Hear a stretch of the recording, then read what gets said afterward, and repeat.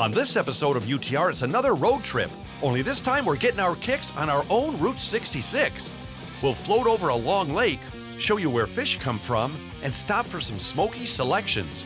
Then we count in a kayak, meet ice cream making mammals, and even show you some groovy gators. Get ready to explore the cool people, places, and things that make Michigan roads a great place to ride. Support for Under the Radar provided by the Michigan Economic Development Corporation, dedicated to shared economic success. MEDC promotes the state's assets and opportunities that support business investment, job growth, and community vitality.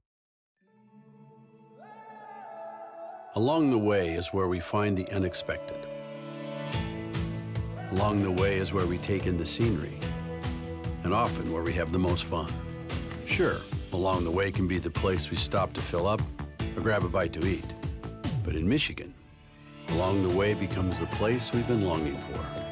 Because enjoying the journey is always pure Michigan. Your trip begins at michigan.org.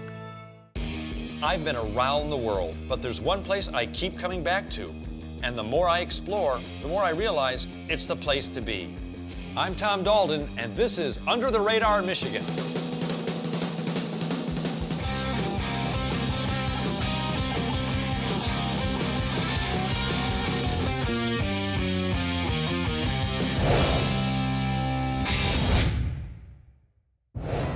Hey there, adventure seekers. It's time for another patented UTR Righteous road trip, where we pick a Michigan highway, and I do it my way. What about us? Well, us didn't rhyme. Sorry. So settle in, folks, because this time we're getting our kicks on Michigan's own Route 66. We're starting high and heading low, and we've picked out some really cool places to go. So fasten your sofa safety belt, grab a bona fide beverage, and get ready to bounce, because this UTR road trip starts right now. Now, technically speaking, M66 is a north to south state trunkline highway in Michigan's Lower Peninsula. It was completed in 1920 and is 266 miles long. It runs from the Indiana state line in the south to Charlevoix in the north. And speaking of Charlevoix, if you want to get around the lake up here, you either drive miles and miles around it, or you do what the locals have done since way back in 1878. Hop on the Ironton Ferry. Back in the day, this convenient cable ferry got the occasional cattle or horse-drawn wagon across the water. Today, it'll get you, your car, and your whole family across. The best part is it only takes a couple of minutes. And to be honest, the scenery alone is worth the price of admission.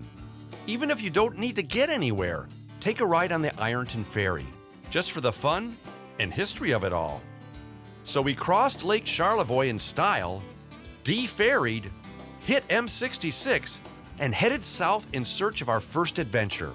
One that would turn out to be, well, pretty fishy. Next time you catch a fish in the Great Lakes, ask him where he's from, because chances are, he was born right here. That's right. Over 3 million trout a year cut their teeth right here at the Jordan River National Fish Hatchery in Elmira. This amazing place is staffed by a dedicated collection of caring conservationists who've made sure that these fish survive and thrive since way back in 1965. Now, if you're wondering how the heck you hatch this many fish in one place, well, I was too. So I dropped in a line and reeled in Roger Gordon. He's the hatchery manager here and pretty much father fish. The sheer size and scope of this place, it totally caught me off guard. Yeah. I mean, is it true 3 million fish a year? And this year, 2017, we have transported over 3 million fish out of this facility. How do you even know there's that Well, many? we count them. We count every one. Everyone gets a micro tag in its nose, and while we do that operation, we count those fish. Now, why is what you do so important? Why do we stock the Great Lakes? Well, the Great Lakes aren't what they used to be. I guess that would be a statement you could put on a poster. But we do our best to try to get them back to the most productive they can be now. And the only way we can do that for some species of fish in the current situation is with stocking, and that's the story we've had with lake trout for over 50 years. Now, what a lot of people don't know is this place is actually accessible to the public. People can come here. Exactly. And it's a great family experience. We try to make it that way. Like, this is a federal facility. Right. You know, we're one of 70 sprinkled across the United States, and the taxpayers paid for this. So in my opinion, as the manager of the hatchery, I do everything in my power to make it open and accessible to the public so they can see what they've paid for and what the programs that they support through their tax dollars can do. Well, it's fun, it's educational, and it teaches kids how important this work is, Right. maintaining our ecosystem. Exactly. Now, explain how this all starts. So it all starts in the nursery, the first building we went into? Exactly, it's nursery. We call it the tank room. That's where the eggs are brought in. We bring our eggs in November. Right. They come from other hatcheries, other Fish and Wildlife Service hatcheries. I was going to say, who's the mommy and daddy? The mommy and daddies are at other hatcheries. This is what we would term a production facility. Okay. We raise lots of little guys. But some hatcheries just have adults, and they have mommy and daddies there Right. for up to 10, 15, 20 years, and their job is just to produce eggs. We get those eggs in this facility, about mid-November, and then they hatch by February. So in the nursery, that's where you teach them to swim. Well, That's where you teach. They pretty much know what's going on. What do you feed them? Fish chow? I mean, Kinda. It's a commercial diet. It's taken us probably 100 years to perfect some of these artificial diets.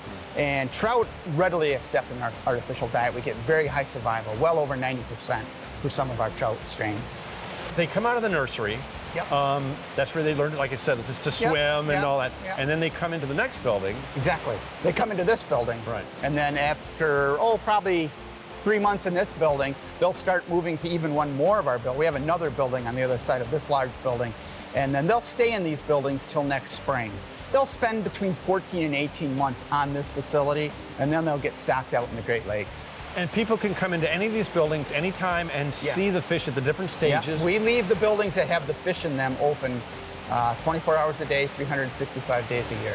That's outstanding. How do you keep track of their size? Do you measure them or? Well, we measure them about once a month. We go through and we take subsamples of the population.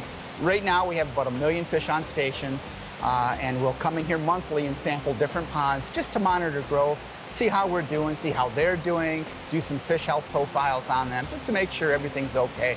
And we do that throughout the year just to optimize their growth. You love what you do? I love what I do. I've been doing it a long time, and I'll probably do it till I retire. If you're an ardent angler and you want to meet your future fish, or you just want to see what it takes to keep the Great Lakes going, check out the Jordan River National Fish Hatchery.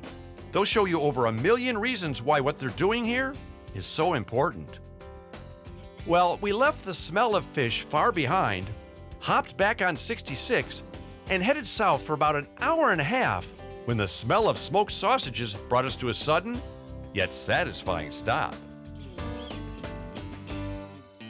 There it was, such as it is, Denslow Smokehouse in Sears, where road-weary warriors can wrangle up a wide variety of savory, sumptuous, smoky meats. From sausage, chops, and jerky to, that's right, bacon. They had everything the carnivorous UTR crew needed to refuel and find our way to the hotel. Take 1 of these, 5 of these, 8 of these, and 17 of these.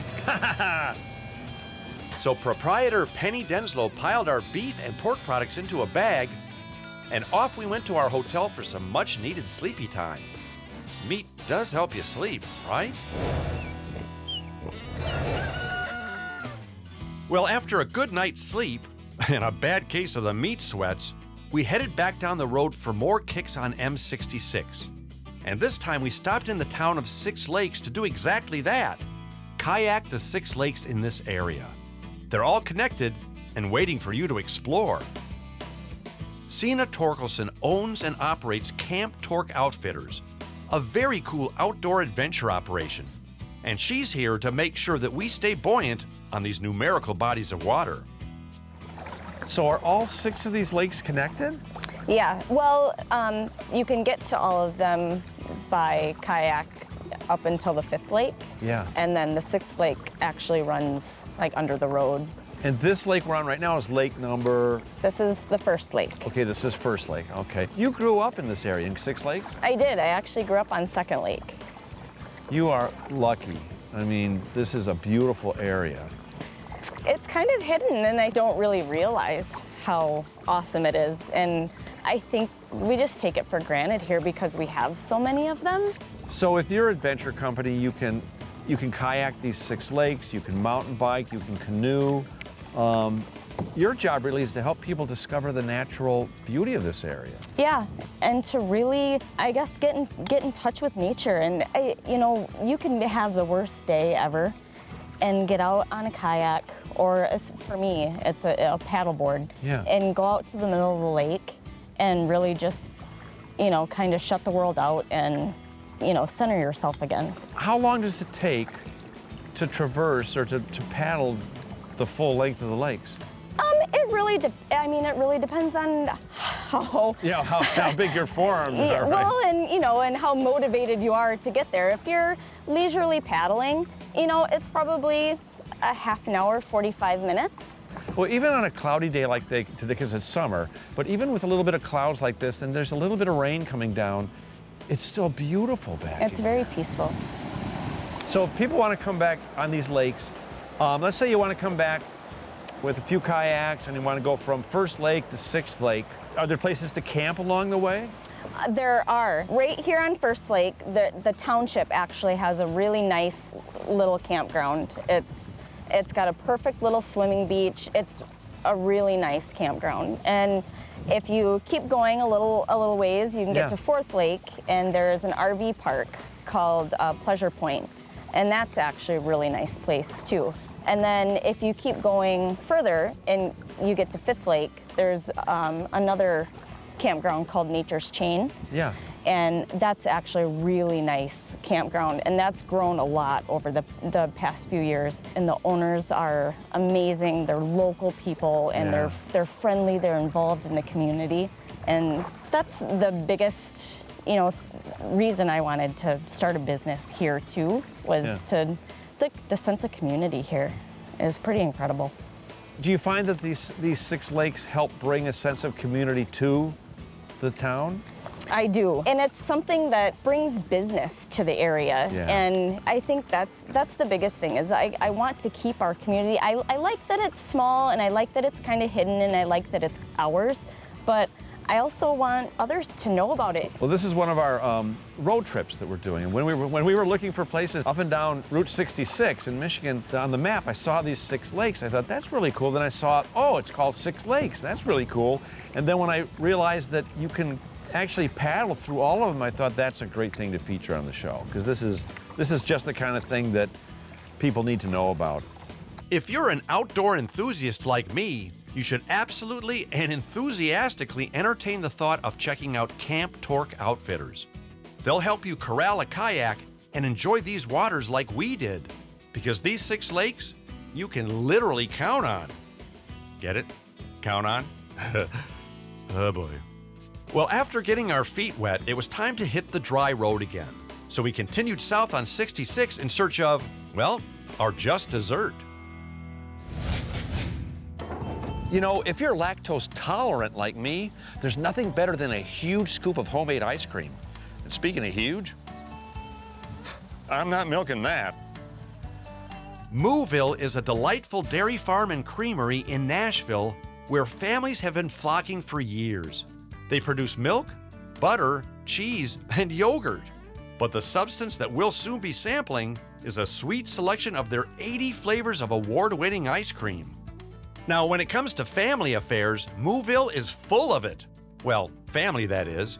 And they're all in it for the same reason: quality dairy products. Troy Westendorp is just one of the cavalcade of kids who keep Mooville, well, moving. We initially came here to eat your award-winning ice cream, but I have to be honest with you, I'm so blown away with this entire operation, I don't even know where to start. Yes, I do. First of all, you guys have taken the phrase family business to a whole new level. Your parents started the place, then they had a son, then they had twins. Then they had triplets. Yep. And you are one of the... I'm one of the twins. So they don't need to hire farmhands. No, there's 6 kids. When my parents moved here, there were 6 kids under the age of 6, and yeah, from there everything just grew. So are all the kids still involved in the business? Yeah, so we're out of the 6 of us, we're all involved in the business. 5 of us are either full-time at the farm or creamery, and yeah, there's nothing better than really working with family, and we do get along most days. I always say if we're not fighting, then we don't care, and we do care, so we do fight. So we're around each other every day, and it's part of the business, I guess. How many cows do you have here? There's 200 in this barn that we're milking, and then there's about 450 total on the farm. Right, that's a lot of ladies. Hello, ladies, by the way. And how do you even milk that many cows? So everything's milked by robots. The cows can get milked when they want. They walk into the robot when they want, and it's a fully automated system that uses lasers and 3D cameras, and yeah, they're on their own schedule. So seriously, so whenever they're feeling a little full, they just walk in there, have a snack, and the machine milks them, and they're on their way. Pretty much, yeah. And the milking machine knows each cow individually. Yep, there's a transponder on the cow that tells the robot which cow is which, so it knows when a cow walks in the robot, it knows exactly which cow it is. You even have a back scratcher for the cows? Back scratchers, there's fans running 24/7 when it's hot out. They lay on sand. It's probably the most comfortable thing for the cow to lay on, and yeah, we try to keep the cows as comfortable as possible. That's the main goal. So it's not an ice cream place, really. This is a working farm, dairy, ranch, and ice cream place. Right, we go from the first step, which is planting the seeds for our own crops, and then the crops turn into milk, and then the milk we process ourselves and deliver it ourselves too. So now, getting back to the ice cream, because we really love ice cream. How many flavors you got? We're currently making right around 80 flavors. 80? 80. Do all you kids get together and make up flavors? Or? Yeah, everyone has ideas always, but only the good ones stick. So I always say you gotta have a good name for an ice cream flavor. You grew up in this business. Do you still love it? Still love it. I love working with family. That's probably the best thing. And yeah, we're just kind of self-motivated and try to just keep improving every day, basically. Well, this is our first road trip down 66, and I have to be honest, you picked a beautiful place to live because the whole drive down here is incredible. Yeah, there's nothing better than historic, really, Route 66, and there's a lot to do on it, and you can spend a week just driving through 66 finding things to do. Well, we're still getting the ice cream. Good. If your last trip to get ice cream lacked a little luster, you should migrate your family to Mooville. It's so much fun, you'll linger long enough to want another scoop. I actually loitered, so they gave me 3 scoops. But you know me. Ice cream. Well, after our brain freeze finally defrosted, we headed back down 66 to the town of Athens, where we encountered some of the planet's most ancient animals. This is Critchlow Alligator Sanctuary. And if you're This is Critchlow Alligator Sanctuary. Oh, I'm sorry. Are you upset with me? This is, where are we? Oh, Critchlow's, okay. This is Critchlow Alligator Sanctuary. And if you like some fun and adventure wrapped up in your education, this is your place. Right, sweetie pie? Now don't worry, you aren't watching a pilot episode of UTR Florida. This is an actual and real alligator sanctuary right here in Michigan. Who'da thunk? Peter Critchlow is the man that still has both of his hands, and he makes sure these animals are happy, safe, saved, and secure. He also helps us all understand why these reptiles deserve our care and respect. This is without a doubt the coolest petting zoo I have ever been to. You ever pet them? We have a gator that we especially train basically for petting. Well, I didn't realize that gators actually make noises. Oh, and yeah. I heard you earlier actually do that call you were doing Well, earlier. it's called a chirp, and you use your throat, and it sounds like this. And they respond to that. Yeah. That's very, how did you guys get into this? It started just basically with someone contacting us and saying that they had a gator that they didn't want anymore, and we'd already been rescuing small lizards, iguanas, just little things, and so we decided we'd give it a try, and this was about 25 years ago. And it's grown to this incredible facility. Yeah. I mean, you've got every different phase of the gator development, from the little baby ones to Who's the big one over there again? Godzilla. Godzilla, how old is he? He's 28. He's about 10.5 feet long. He's over 300 pounds. Wow. But he's a highly trained animal. He understands commands, his name, colors. I was going to ask you, how smart are these animals? Because I've noticed that you've gotten in with them, and you'll talk to them and call them over, and they come over like a dog. They mind better than my dog.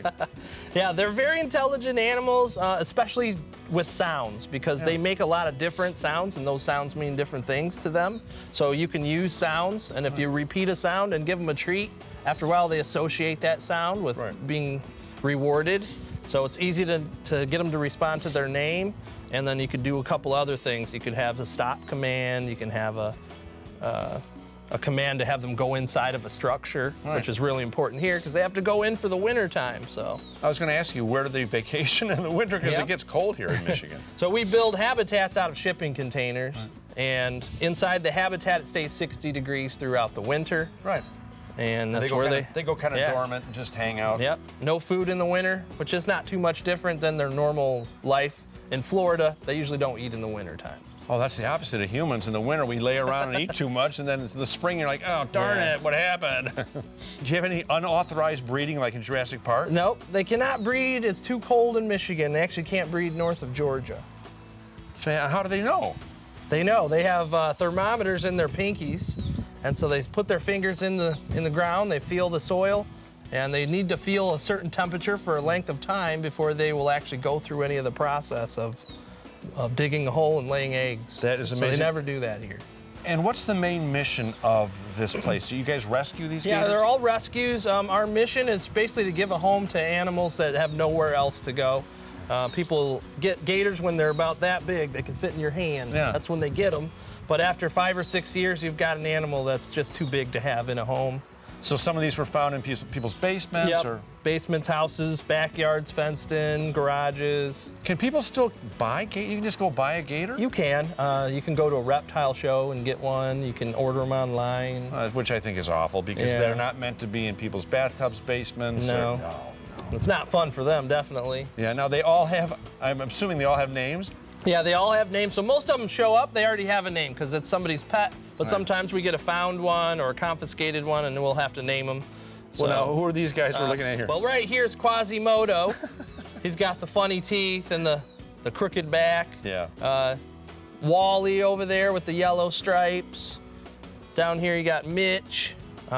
My favorite down there in the corner, I don't know if you can see him, but... Is he the alpha gator? Yeah, he's our alpha gator. He is the oldest gator in there. And he's also the smallest gator in there. But alligators respect age more than they respect size. And what they're smelling is a pheromone. And his pheromones have developed, and they smell that scent of a 25-year-old animal. So just instinctively, they respond submissively to that smell. How many gators you got in here? About 150. Wow. How the heck did you guys end up with over 100 alligators in this incredible place? Well, believe it or not, in Michigan right now, there's probably about 5,000 pet alligators. And so the reason we started this place is because there's a need for animals that have nowhere else to go because they've gotten too big for people to have them as pets. And really the only other option is they were just euthanized because you can't let them go. Once an alligator's lived with a human, all he's going to do is look for humans to feed him. To feed on? To feed him. Oh, yeah. Okay. So I misunderstood. It's like when you feed a raccoon. It's not going to go away anymore. Right. Alligators, same thing. So you can't take a domesticated gator and let him go in the wild. He's just going to look for people, so that's not going to work. Makes perfect sense. He has to have a home like this or be euthanized. That's the only two options. Now admit it, when you first heard we were visiting an alligator sanctuary in Michigan, you thought we were nuts. But sure enough, it's right here on Route 66. And the dedication that Peter and his family put into caring for these animals is something we can all be proud of. You and your family will absolutely love a trip to Critchlow Alligator Sanctuary. It's an awesome animal adventure you won't soon forget. And for 11 billion more adventures you won't forget, just pick a Michigan road and roam it for yourself. Heck, on M66, we found tons of stuff. So put together your own awesome road trip real soon. And wherever you end up, tell them Tom from UTR sent you. Oh, and Jim and Eric, too. Support for Under the Radar provided by the Michigan Economic Development Corporation, dedicated to shared economic success. MEDC promotes the state's assets and opportunities that support business investment, job growth, and community vitality. Along the way is where we find the unexpected. Along the way is where we take in the scenery, and often where we have the most fun. Sure, along the way can be the place we stop to fill up or grab a bite to eat. But in Michigan, along the way becomes the place we've been longing for. Because enjoying the journey is always pure Michigan. Your trip begins at michigan.org.